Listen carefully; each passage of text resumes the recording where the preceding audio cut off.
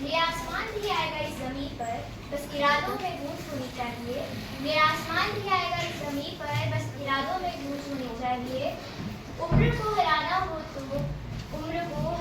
तो शौक सदा जिंदा रखिए, शौक सदा जिंदा रखिए। घुटने चले ना चले मन उठता परिंदा रखिए, घुटने चले ना चले मन उठता परिंदा रखिए।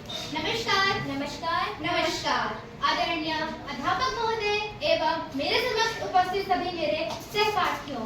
हम 8वीं कक्षा के विद्यार्थी आज अपने विषय हिंदी के ऊपर एक छोटा सा नाटक लेकर प्रस्तुत हुए हैं जिसका शीर्षक है अलंकार। आशा करती हूँ आप हमारी त्रुटि को क्षमा करके हमें आगे की ओर बढ़ने के लिए प्रोत्साहित करेंगे। श्रीमान जी, अब मैं आपसे अनुमति मांगती हूँ ताकि हम अपना नाटक प्रारंभ कर सकें। जी, अनुमति है। धन्यवाद।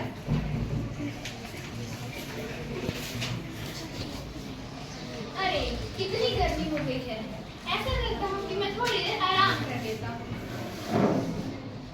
अरे ये कौन है? ये मेरे कमरे में कैसे आया और यहाँ क्या करने आया है? अरे तुम कौन हो? यहाँ क्या करने आए हो? मैं बताता हूँ, मैं अलंकार हूँ। कौन अलंकार? आखिर तुम चीज क्या हो? अरे रुको तो, मैंने तुम्हें बताने की कोशिश की परंतु तुमने मुझे बीच में ही टोक दिया। तो सुनो, मैं अलंकार हूँ। जिस प्रकार स्त्री खुद को आभूषण पहन के अपनी सुंदरता को बढ़ाती है ताकि वो सुंदर दिख सके, ठीक उसी प्रकार मैं कविताओं व काव्यों में उपयोग होता हूँ ताकि मैं सुंदर दिख सकूँ। अच्छा वो तो ठीक है, पर आजकल स्त्रियों की तरफ पुरुष भी सजने संवरने में माहिर हैं। अरे मैं तो तुम्हें उदाहरण देने की कोशिश कर रहा था। अच्छा वो तो ठीक है, पर तुम्हारा काव्य कविताओं के साथ संबंध क्या है? अरे मैं बताता हूँ, मैं अकेला नहीं हूँ, मेरे साथ मेरे और भी साथी है। चलो मिलवाता हूँ। चलो अनुप्रास, ये मेरा सबसे प्यारा साथी है अनुप्रास। मैं हूँ अनुप्रास अलंकार। मैं जिस वाक्य में विराजमान रहता हूँ वहाँ एक ही शब्द की आवृत्ति बार बार होती है। मैं तो समझा नहीं। अच्छा, मैं तुम्हें तुम्हारी उलझन दूर करने के लिए एक उदाहरण देता हूँ। जैसे I scream, you scream, we all scream for ice cream. अरे बाप रे, अंग्रेजी मुझे तो निकलना होगा। अरे रुको, कहाँ जा रहे हो? जाएगा ही, हमने तुम्हें अंग्रेजी कहने से मना किया था। अच्छा तुम्हें इसे हिंदी में ही समझाना होगा। मुझे माफ करना, मैं तुम्हें हिंदी में उदाहरण देता हूँ। जैसे चंदा चम के चम चम चीखे चौकन्ना चोर। तुमने इस वाक्य में बोध किया होगा कि च वर्ण की आवृत्ति एक से ज्यादा बार हुई है। जिन वाक्यों में च वर्ण की आवृत्ति एक से ज्यादा बार होती है उनमें अनुप्रास अलंकार विराजमान होता है। अच्छा अब समझ आया, ये है तुम्हारी विशेषता। तो आप अनुप्रास से तो मिल ही गए होंगे। कैसा लगा आपको? अच्छा ही लगा होगा। अब मैं आपको अपने दूसरे अलंकार से मिलाती हूँ। उपमा, अरे उपमा जी बोलिए। ये तुमसे मिलना चाहते हैं। हाँ जी, क्यों नहीं? मैं उपमा हूँ। मैं किसी व्यक्ति या वस्तु को किसी अन्य व्यक्ति या वस्तु से किसी भी समानता के आधार पर। वो कैसे? क्या तुम मुझे कोई उदाहरण देकर समझाने वाले हो? हाँ जी, क्यों नहीं? मैं उदाहरण देकर समझाऊंगा ताकि तुम्हें समझने में कोई परेशानी ना आए। तो साथ तेरा तेरा कलियों सी मुस्कान है। इन पंक्तियों में चेहरे को फूलों के समान पढ़ा गया है और मुस्कान को कलियों के समान दी गई है।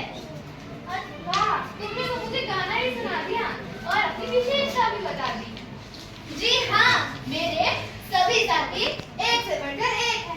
चलो मैं तुम्हें अपने अगले साथी से मिलवाता हूँ। अरे रुको रुको, तुमने मेरा परिचय तो करवाया ही नहीं। चलो कोई ना, मैं ही कर देती हूँ। मैं हूँ रूपक अलंकार।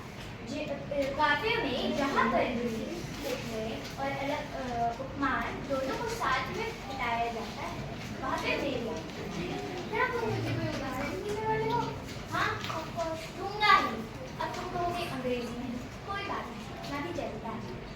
तो मेरा उदाहरण यह है, कमल चरण कमल पर दो गलियां। यहाँ पे चरण कमल को साथ साथ में दर्शाया गया है। उनकी बहुत ज्यादा समानता दिखाई पड़ती है। इसी कारण यहाँ पे रूपक अलंकार। अच्छा जी।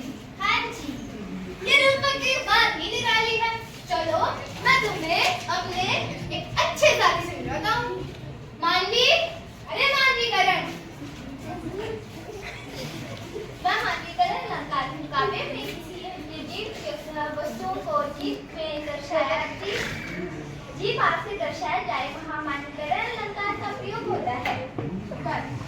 अब ना ही मुझे कोई उदाहरण सुनना है, ना ही मुझे कोई गाना सुनने की इच्छा है। बिना उदाहरण के तुम कैसे समझोगे? थोड़ा शांत रहकर सुन लेना चाहिए तुम्हें। फूल हंसे और कलियां मुस्काई।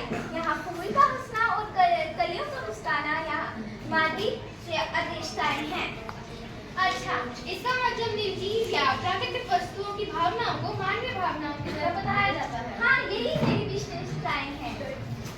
अरे तुम मेरे सभी साथियों से तो मिल चुके हो।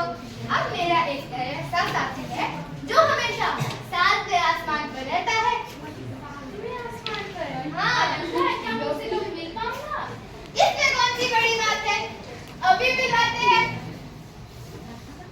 अतिशक्ति, व्यक्ति तुम ऊपर क्या देख रहे हो? तुम ही नहीं तो कहा था आदिशक्ति साथ में आसमान पर रहता है। वही तो देख रहा तुम कौन से रास्ते से आएगा। अरे मैंने सिर्फ बताया था, वो तो मेरे साथ ही रहता है। जाओ। मैं हूँ अतिशयोक्ति। जहाँ काव्य में जहाँ पर भी किसी भी वस्तु या चीज को बहुत ही बढ़ा चढ़ाकर दर्शाया जाता है, उसे बहुत बढ़ा चढ़ाकर बात की जाती है, वहाँ पे मैं होता। अरे भाई, क्या सच में ही साथ में आसमान से आए हो? अरे मैं हवा हवाई थोड़ी ना हूँ जो साथ में आसमान से सीधा नीचे टपकूंगा। मैं अलंकार, मैं तुम्हें समझाता हूँ। जैसे एक उदाहरण देखी सुदामा की दीन दशा, करुणा करके करुणा निधि रो, करुणा करके करुणा निधि रो। पानी पर आन को हाथ छुओ नहीं, पानी पर आन को हाथ छुओ नहीं। यहाँ पर पानी पर आन की आंखों में जल से यानी आंसुओं से पैरों को धोने की बात नहीं। इतना भी कौन हो सकता है भला? कुछ भी। मैं कभी वाह अतिशक्ति, वाह! तुमने तो कमाल ही कर दिया। तो देखा आपने कि अतिशक्ति ने पहली बार कोई ढंग की चीज बोली है। तो इसी के साथ हमारी आज की प्रस्तुति समाप्त होती है। आशा करती हूँ आप सबको हमारी प्रस्तुति पसंद आई होगी। धन्यवाद। और मैं अलंकार के रूप में रूपल। मैं रूपक अलंकार और अतिशयोक्ति अलंकार के रूप में महत्व था। मैं अनुप्रास अलंकार के रूप में अक्षर। मैं उपमा के रूप में साधन था। मैं मानवीकरण के रूप में शांति। मैं अनजान व्यक्ति के रूप में हार्दिका। तो इसी के साथ हम आपका धन्यवाद करते हैं।